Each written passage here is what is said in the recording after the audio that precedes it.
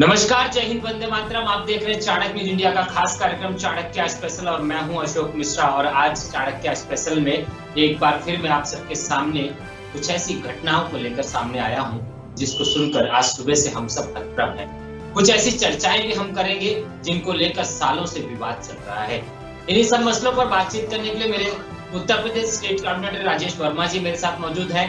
Bharat Rawat Singh ji Uttarakhand state coordinator मौजूद है और मध्य प्रदेश से मेरे स्टेट कोऑर्डिनेटर सुरेश कुमार पटेल जी मौजूद है।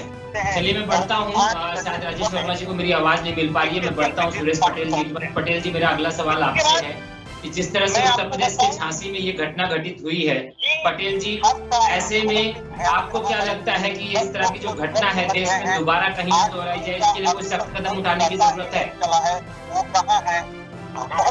सबसे पहले तो श्री विश्राजी चाणक्य परिवार के सभी को बहुत बहुत शुभकामनाएं।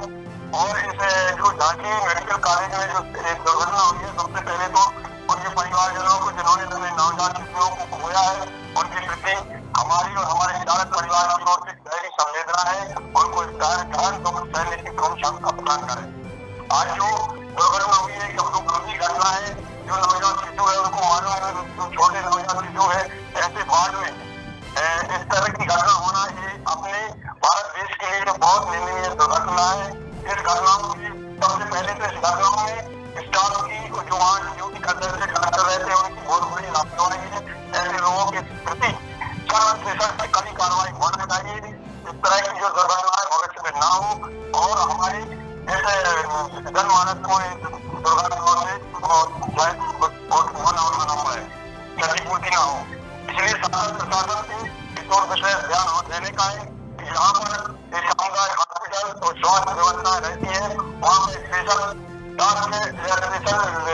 मतलब जो स्वास्थ्य कर्मी नियुक्त किए जाने चाहिए, जो इस तरह की घटनाएं ना हो आगे। जी पटेल जी, चलिए आप सब पूरा देश आज हतप्रभ है। सुबह से आज 10 मासूम बच्चों ने अपना जीवन खोया और 8 अभी भी लापता हैं, जिनके बारे में पता नहीं चल पा रहा है। फिलहाल तो ये कहना बड़ा मुश्किल है कि उन बच्चों की स्थिति क्या है। फिलहाल मैं बढ़ता हूँ अगले विषय की तरफ और चलता हूँ देवनगरी, जहाँ उत्तराखंड देवभूमि जिसे कहा जाता है, वहां से मेरे साथ भरत सिंह रावत जी जुड़े हुए हैं। भरत सिंह जी, आज देश की राजधानी दिल्ली में धर्म संसद सुबह से चल रही है। एक बार फिर सनातन वक्फ बोर्ड की मांग उठी है, इसको लेकर क्या कहना चाहेंगे भरत सिंह जी आप? सबसे पहले जो है आप मैं देवभूमि की ओर से स्वागत करता हूँ, स्वागत करता हूँ। मैं सनातन बोर्ड का गठन तो बहुत जरूरी है।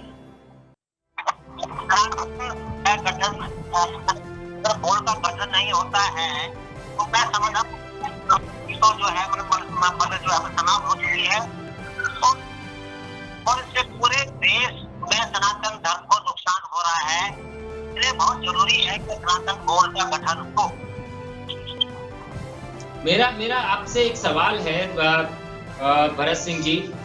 1984 में विश्व हिंदू परिषद ने पहला धर्म संसद किया था, जिसमें राम मंदिर का मुद्दा था, मथुरा का मुद्दा था, काशी विश्वनाथ का मंदिर का मुद्दा था। उसके बाद ये सिलसिला चलता रहा। हालांकि धर्म संसद की अगर बात करें तो सबसे पहले अगर किसी शख्सियत का नाम आता है तो वो है स्वामी विवेकानंद जी, जिन्होंने विश्व पटल पे भारत का नाम रोशन किया। धर्म संसद की परिभाषा तब कुछ और थी, आज धर्म संसद की परिभाषा बदल चुकी है। आज धर्म संसद एक विवादों का घेरा बन के रह गया है, जिसका एक छोटा सा उदाहरण है कि अभी रायपुर छत्तीसगढ़ में पिछली बार जो धर्म संसद हुई, उसकी वजह से वहां पर कालीचरण जी ने जो महात्मा गांधी को लेकर बयान दिया, राज्य सरकार ने उनके खिलाफ मुकदमा भी दर्ज किया, उन्हें गिरफ्तार भी किया। आपको क्या लगता है कि कहीं ना कहीं हिंदू धर्म में या सनातन धर्म में इस तरह की चीजें ना होकर धर्म संसद जो शब्द है उसकी मर्यादा भंग हुई है, उस मर्यादा को तोड़ा गया है या संतों के द्वारा इसका अपमान किया गया? आपको क्या लगता है कि वो जो स्वामी विवेकानंद जी ने जो परंपरा शुरू की थी और जो धर्म संसद पहली बार 1984 में हुई, वो परंपरा आज भी कायम है या नहीं? मेरा अगला सवाल आपसे ये है। मैं समझता हूँ कि आजकल मैंने राजनीति से लेकर और धार्मिक संस्थाओं में जो हो चुका है, दृष्टिगत नीति हो चुकी है और जो है सोच के कारण सबसे पहले यह है कि सनातन को मैंने जो है समझ नहीं पाए हैं कि सनातन संस्कृति क्या है। और इसमें विशिष्टता जो है मतलब आना स्वाभाविक है और कहते हैं कि विकृतियों को पनाह देते हैं और जो सनातन धर्म की संस्कृति है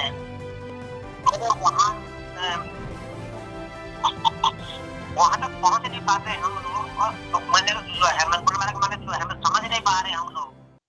भरत जी, मैं आपको रोकना चाहूंगा, चलूंगा राजेश वर्मा जी के पास। राजेश वर्मा जी, उत्तर प्रदेश की धरती से आप आते हैं, धर्म के परिवर्तन को आपने बड़े करीब से देखा है, अयोध्या के मुद्दे से लेकर काशी से लेकर मथुरा तक। मेरा अगला सवाल आपसे ये है कि धर्म संसद जब हुई थी तो राम मंदिर के मुद्दे पे हुई थी, उसके बाद सुप्रीम कोर्ट के आदेश के बाद धर्म संसद के मायने बदलते चले गए, जिसको लेकर हरिद्वार में भी विवाद हुआ, जिसको लेकर रायपुर में भी विवाद हुआ। आज एक धर्म संसद फिर दिल्ली में आयोजित की गई जो अभी भी जारी है। आप क्या कहना चाहेंगे वर्मा जी, जिससे मांग उठी है कि सनातन वक्फ बोर्ड बनना चाहिए, आपके मुताबिक क्या वास्तव में बनना चाहिए? श्रीमान जी, मैं कुछ बिंदुओं पर आपका ध्यान आकृष्ट कराना चाहता हूँ और तो हमको समय देवे और मैं इस बात पर विस्तार से आपको बताऊं और चर्चा करूं। हमारा देश एक संविधान से चलता है, आप इसको मानते हैं? हेलो जी, आप इसको मानते हैं कि हमारा देश एक संविधान से चलता है? जी बिल्कुल, मानते हैं आप? जी बिल्कुल। तो जब हमारा देश एक संविधान से चलता है और एक कानून लागू होता है और समस्त देश के नागरिक एक देश एक कानून को मानते हैं, तो हमारे देश को आजाद हुए 75 साल से ऊपर हो गए और उस समय एक समुदाय देश के हितों की पूर्ति के लिए एक बोर्ड बना दिया गया, जिसका नाम आप दे रहे हैं वक्फ बोर्ड। जी हाँ, तो हमारे देश में क्या एक ही समुदाय के लोग रहते हैं? पहला प्रश्न मेरा ये है। यदि नहीं तो आज 10 लाख मठ और मंदिर ऐसे हैं जिसमें विशेष रूप से मैं 4 लाख सरकारी, जिसमें विशेष रूप से 4 लाख जितने भी मठ और मंदिर है तो सरकार का नियंत्रण है। मैं आपका ध्यान आपसे चेक कराना चाहूंगा कि जब 4 लाख मंदिरों और मठों पर सरकार का नियंत्रण है तो सरकार का नियंत्रण क्यों नहीं है? जब मस्जिद के मूर्तियों को 15,000 रुपए महीने का मासिक पारिश्रमिक दिया जा सकता है, तो फिर मंदिर के पुजारियों को 15 लाख पारिश्रमिक देने की आवश्यकता क्यों नहीं है? अगर मदरसा फंड की व्यवस्था की जाती है तो गुरुकुल फंड की व्यवस्था क्यों नहीं की जा सकती? जब सभी लोग अपने धर्म की शिक्षा दे सकते हैं तो सनातन धर्म अपने शास्त्रों की शिक्षा क्यों नहीं दे सकता? सरकारी नियंत्रण में मंदिरों की पवित्रता और शुद्धता, यदि सरकारी नियंत्रण में मंदिर और मंदिर है तो क्या उनकी पवित्रता और शुद्धता बरकरार रखी जा सकती है? मैं आपको ताजा और आपको उदाहरण दे रहा हूँ तिरुपति बालाजी का, लड्डू कांड का। आपको पता होगा जल्दी मिलाई गई थी, ये सरकारी नियंत्रण में था। हमला क्या कर रहा था प्रशासनिक। अब अगली बात मैं आपको, भारत में धार्मिक स्थलों का जो प्रबंधन है उसमें ईसाई और मुस्लिम अपने धार्मिक स्थलों के लिए और इससे जुड़े जितने भी संस्थान होते हैं उनका प्रबंधन या तो अपने बोर्ड द्वारा या फिर अपने ट्रस्ट के जरिए करता है। तो वर्मा जी, मैं आपको रोकना चाहूंगा। मैं सीधा सवाल आपसे ये जानना चाह रहा हूँ कि क्या आप सनातन बोर्ड का समर्थन करते हैं? मैं वही बता रहा हूँ, मैं सारी चीजों का उदाहरण देके ही बता रहा हूँ। इतना समय तो कार्यक्रम में होता नहीं है कि हम पूरे विस्तार पे जाएं। मेरा सीधा सवाल आपसे है, क्या आप समर्थन करते हैं?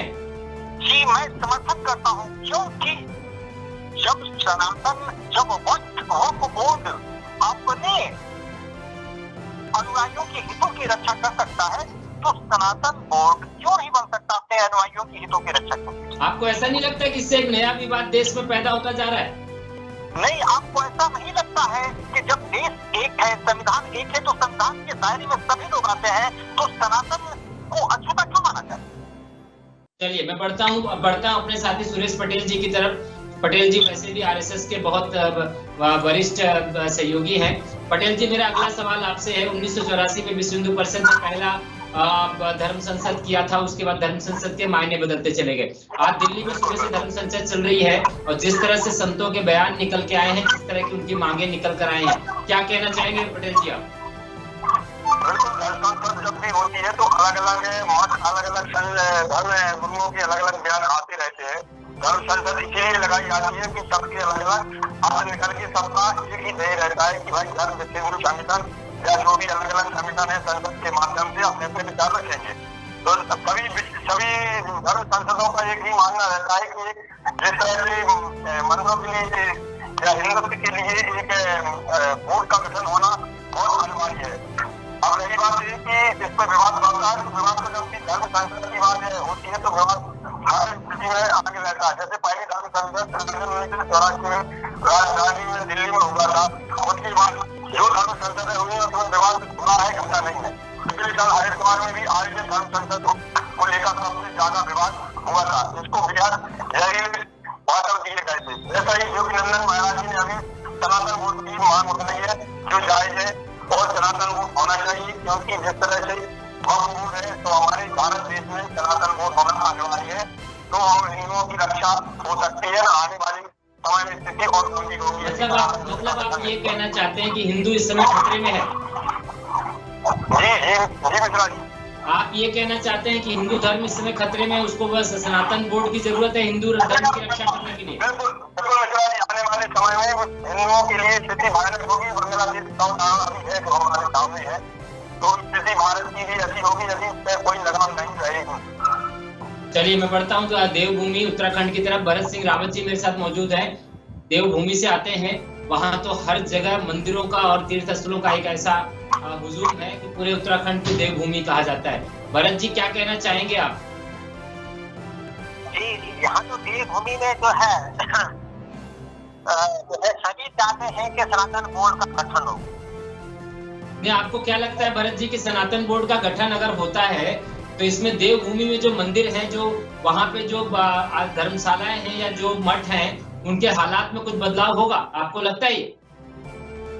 जी, मैंने कुल मिलाकर ऐसा है कि पक्का है कि जो है हमें बदलाव जरूर होगा, क्योंकि सनातन जो है सनातन जो है बोर्ड जब बनेगा तो एक नए सिरे से फिर से जो है संरचना बनेगी और जो सरकार का हुआ है फिर मुक्त होंगे, है ना। सरकार का ऐसा होता है कि सरकारी जो होता काम का तौर तरीका होता है वो सरकारी होता है। जो सनातन की ओर से होगा, मैंने बोर्ड की ओर से बनेगा, फिर सनातन बोर्ड की है जो है संरचना से होगा, है ना, समता की बढ़िया रहेगा। चलिए मैं बढ़ता हूँ राजेश वर्मा जी के पास। राजेश वर्मा जी, मेरा एक आखिरी सवाल है आपसे, और मैं ये जानना चाहता हूँ कि जिस तरह से मुस्लिम वक्फ बोर्ड को लेकर विवाद चलता रहा, अब एक नया विवाद आज उत्पन्न हुआ है, वो है सनातन वक्फ बोर्ड। आपको ऐसा नहीं लगता कि देश दो भाग में बढ़ता जा रहा है, दो भागों में बढ़ता जा रहा है? राजनीतिक लोग जो करना चाहते थे उसका लाभ उनको मिलने लगा है। देश को दो बंटवारे में बांटने की जो बात कर रहे थे धर्म के नाम पर, उसमें वो सफल होते नजर आ रहे हैं। आपको ऐसा नहीं लग रहा वर्मा जी? देखिए, राजनीति में यदि धर्म घुस गया है तो उसमें राजनीति तो होनी ही होनी है। दूसरी बात यह है कि सनातन क्या कहता है और वक्फ क्या कहता है, ये सोचने वाली बात है और ये समझने वाली बात है और इसको जानना भी चाहिए। सनातन कभी भी हिंसा के तरफ नहीं होता है और राजनीति तो है राजनीति सनातन के अकॉर्डिंग उसकी रक्षा के लिए, धर्म की रक्षा के लिए। सनातन ये नहीं कहता कि हम उनको नीचा दिखाएं, सनातन तो समानता का अधिकार देता है, तो इसमें विवाद हो ही नहीं सकता। लेकिन राजनीतिक लोग एक दूसरे को बांटने पे उतारू है, वो तो रोटी सेक ही रहे हैं। तो ये मेरा ये मानना है कि ऐसी कोई बात नहीं, सनातन बांटने पे नहीं है, ये तो मेल मिलाप, सनातन सभी को एक साथ लेने का मत होता है। आपको ऐसा नहीं लगता कि इससे एक बड़ा विवाद देश में उत्पन्न होने वाला है? अच्छा, एक बात बताएं सर, वक्त ये कहता है कि वो जमीन मेरी है बिना आधार के, ये विवाद नहीं है।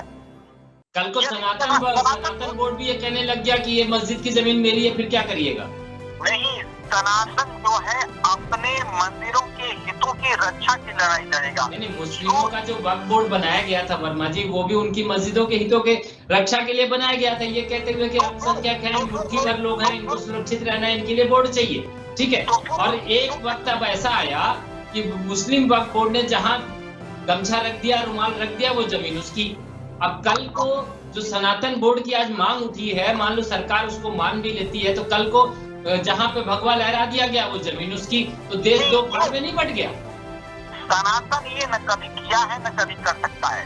सनातन धर्म की रक्षा के लिए सनातन धर्म की रक्षा करता है। आपको पता है वक्फ बोर्ड एक समुदाय विशेष के हितों की रक्षा के लिए है, तो सनातन अपने समुदाय विशेष के और धर्म के हितों की रक्षा के लिए है। यदि विवाद वक्फ की तरफ से आया है कि 1500 साल पुराना मंदिर है तो मेरा है, ये सोचने वाली बात है, तो कम से कम हम अपने धर्म, अपने मंदिर और अपने सनातनियों के हितों की रक्षा करने के लिए यदि एक बोर्ड बनाया जाए, अपने धर्म संसद के आधार पर अपने हितों की रक्षा के लिए एक संस्था का गठन किया जाए, तो ये कहाँ तक गलत है?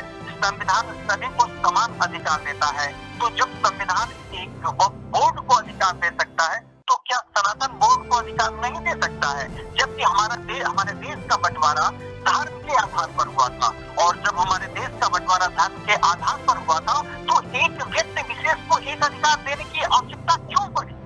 चलिए मैं बढ़ता हूँ सुरेश पटेल जी की तरफ। पटेल जी, मेरा अगला सवाल आपसे ये है कि वो राजनेता जो कभी धर्म के नाम पर ये कहा करते थे कि मैं मंदिर नहीं जाऊंगा, मैं मस्जिद नहीं जाऊंगा, मैं मस्जिद में जाके नमाज पढ़ लूंगा, टोपी पहन लूंगा, पर भगवा नहीं धारण करूंगा, आज वो सब कहीं पे जाके टीका लगाकर माला पहन के पूजा पाठ करते नजर आ रहे हैं। आपको क्या लगता है सनातन का जो वर्चस्व है दोबारा वापस लौटने लग गया है? पटेल जी आपसे सीधा सीधा सवाल है। बिल्कुल बिल्कुल, जो नेता जो ऐसा कहते थे और आज वो जाने लगे, वो सिर्फ अपनी राजनीतिक वोटों की गोटियां फेंकने के लिए कर रहे हैं। वास्तविक तौर पे धर्म से ना उनका सनातन से उससे उनको कोई लेना देना है।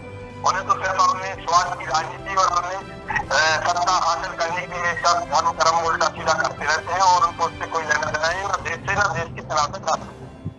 पटेल जी, मेरा अगला सवाल आपसे ये है कि जिस तरह से आज धर्म संसद में तलवारें लहराई गई, भाले दिखाए गए, और डंके की चोट पे ये कहा गया कि जिस दिन साधु सन्यासी तलवार लेकर सड़क पर उतर गया, उस दिन इस देश में क्या होगा? क्या ऐसा नहीं लगता कि सरकार पे दबाव बनाकर किसी तरह से सनातन वक्फ बोर्ड बनाने का ये प्रयास किया जा रहा है? उसमें धीरेन्द्र शास्त्री भी मौजूद रहे और महात्मा मौजूद रहे हैं। रामभद्राचार्य जयपुर के कार्यक्रम में ये बयान जारी करते हैं कि मैं मथुरा जन्म स्थली पर तभी पैर रखूंगा या किसी कृष्ण मंदिर में तभी जाऊंगा जब मथुरा श्री कृष्ण की जन्मस्थली को आजाद करा दूंगा। राम मंदिर तो हो गया, अब अगले बारी श्री कृष्ण जन्मस्थली की है। आपको ऐसा नहीं लगता है कि राम मंदिर का मुद्दा समाप्त होने के बाद राजनीतिक दल एक नए मुद्दे की तलाश में थे जो फिर उनको मिल गया? जब देश में संकट की स्थिति बनती है, जब लोग राजनीतिक मुद्दों से देश की बात नहीं करते हैं और देश हिंदू और सनातन की बात से हटके अपनी राजनीतिक मुद्दों के लिए आगे आते, तो फिर से हिंदू सनातन धर्म को ही आगे आना पड़ता है। ये स्थिति 1000-10,000 सालों से चली आई है। जब स्थिति देश में संकट की आती है तो हमारे धर्म गुरुओं एवं देश के हितैषियों ने ही देश को अपनी तरक्की के लिए और रक्षा के लिए हथियार उठाए हैं। ये सनातन धर्म की नीति है। जी पटेल जी, आपके मध्य प्रदेश में धार भोजशाला का मामला इतना पुराना चल रहा है, वहां पर बीजेपी के एक वरिष्ठ नेता पूर्व मुख्यमंत्री बसों में भर के ले जाके लोगों को नमाज भी पढ़वाते हैं। बाद में वहीं पर अब कोर्ट के आदेश के बाद वहां पर सरस्वती मूर्ति की स्थापना की भी बात होती है। तो क्या नहीं लगता कि राजनीति सिर्फ वोट बैंक के लिए होती है, जैसा मौका वैसा चौका? बिल्कुल बिल्कुल मित्रा जी, जो राजनीतिक चतुर चालाक नेता लोग रहते हैं वो अपनी राजनीतिक गोटियां की तरह से फेंकते हैं। बिल्कुल मित्रा जी। चलिए मैं वापस लौटता हूँ देवभूमि। भरत जी से मेरा आखिरी सवाल है आपसे। अंत में मैं आपसे जानना चाहूंगा, आपको क्या लगता है कि हिंदू धर्म जिसको सनातन धर्म कहा जाता है वो वास्तव में अपने वर्चस्व को खो चुका है या वापस अपने वर्चस्व पे आने की तैयारी में है? क्या कहना चाहेंगे? मैं समझता हूँ कि जो है आज तक तो हम सोए हुए हैं और एक प्रत्येक युग में हुआ है कि सोया है फिर उठे हैं फिर जागे।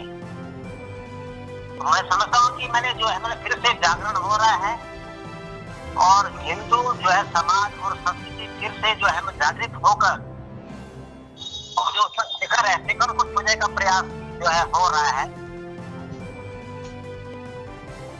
मेरा एक आखिरी सवाल आप तीनों साथियों से है। राजेश वर्मा जी, आपको क्या लगता है, भारत को हिंदू राष्ट्र बनना चाहिए, हाँ या ना?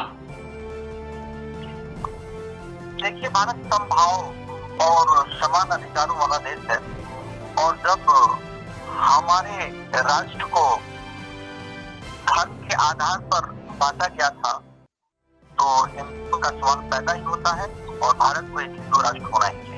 मतलब आप समर्थन करते हैं कि भारत को हिंदू राष्ट्र होना चाहिए? चलिए पटेल जी, मैं आपसे जानना चाहूंगा, भारत को हिंदू राष्ट्र होना चाहिए कि नहीं? सुरेश पटेल जी, मेरी आवाज आ रही है आपको? हिंदू राष्ट्र होना चाहिए और 100% होना चाहिए। जरूर से भारत देश को यदि सोने की चिड़िया बनाने करना है तो हिंदू राष्ट्र घोषित होना जरूर है।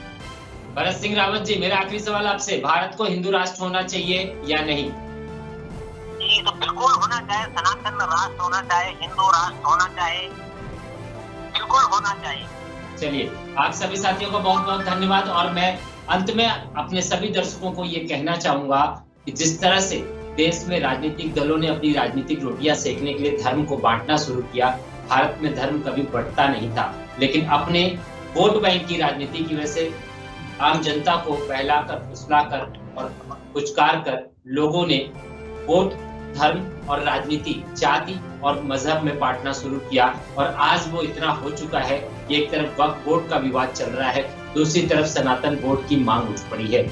सैकड़ों की संख्या में संतों का एक जमावड़ा दिल्ली के मैदान में, रामलीला मैदान में मौजूद रहा। सुबह से सनातन धर्म को लेकर वक्फ बोर्ड के, सनातन बोर्ड को लेकर धर्म संसद चलती रही, जिसमें सभी संतों ने अपना अपना बयान दिया। लेकिन अंत में कुल मिलाकर सभी संतों का एक ही मानना है कि सनातन बोर्ड होना आवश्यक है।